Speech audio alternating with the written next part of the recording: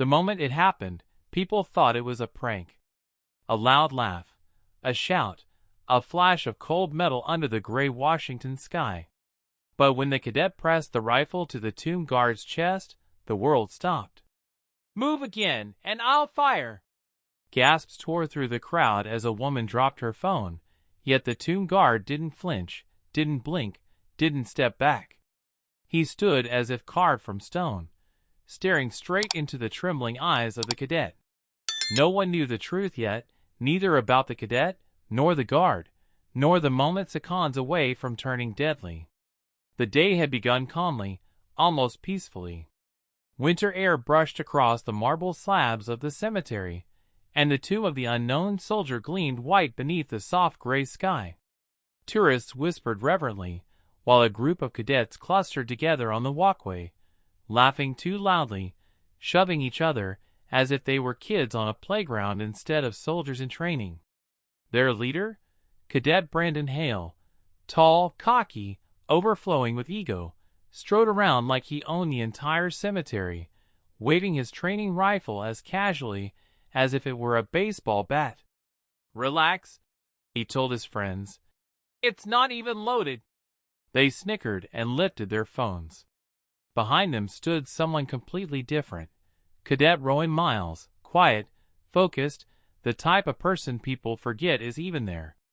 He didn't laugh or record or join in. He only watched the tomb guard march with perfect, dignified precision. Hale elbowed him. "Come on, Miles. Don't be weird. We're just messing around."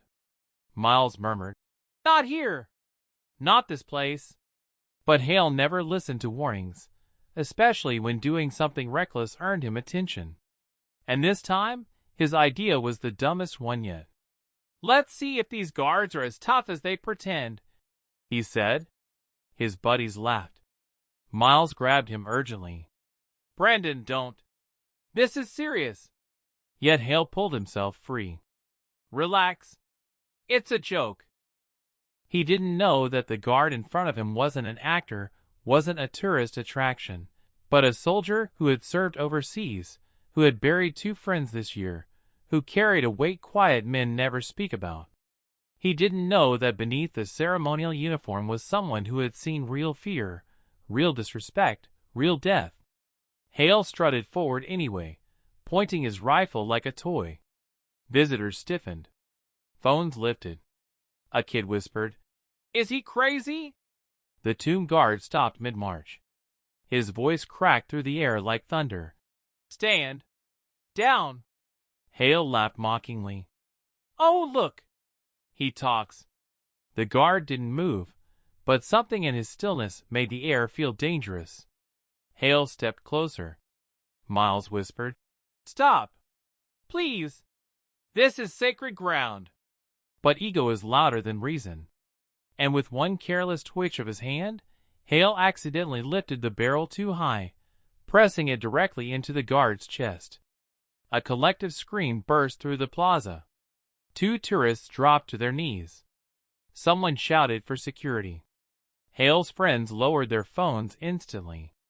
The joke was dead. The danger was real. The guard's stance barely shifted, yet the tiny movement sent terror slicing down Hale's spine. "Relax," he stammered. It's a prank. Not even loaded." The guard's voice dropped into something terrifyingly calm.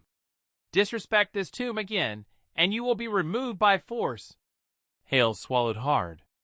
Miles rushed forward, pushing the barrel downward. But when he stepped close, the guard's eyes flicked towards something small on Miles's uniform. A tiny gold pin, worn and scratched. A Gold Star family pin. The guard froze. Hale blinked. What is that?" Miles's voice cracked. "My brother. He never came home.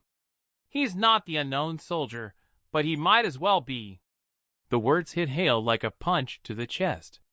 His face drained of color. "Why didn't you tell us?" Miles didn't look at him. "Because this place isn't about me. It's about people who died with no one left to speak for them." The guard lowered his stance slowly, respectfully. His voice softened. Your brother is honored here. And so are you. Hale suddenly looked small, fragile. I didn't know, he whispered.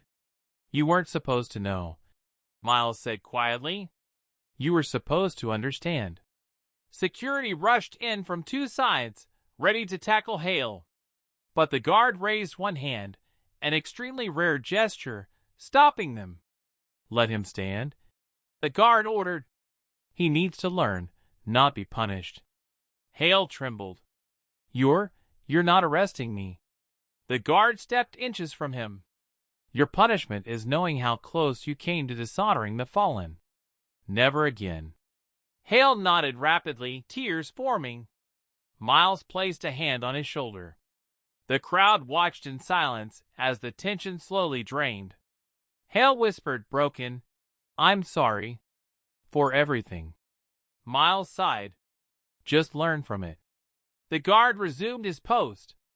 Then, to the shock of everyone, he tapped his rifle twice against his boot, a gesture of honor meant for Miles, for his brother, for every sacrifice carried quietly. The cadets walked away. No jokes, no arrogance, no phones. Just silence. When they reached the steps, Hale looked back at the guard. We're gonna earn this uniform, he said softly. Miles nodded. That's the only way to honor them. The sun broke through the clouds for a moment, lighting the tomb with gold. The guard marched again, stepped sharp as thunder, every movement echoing a promise.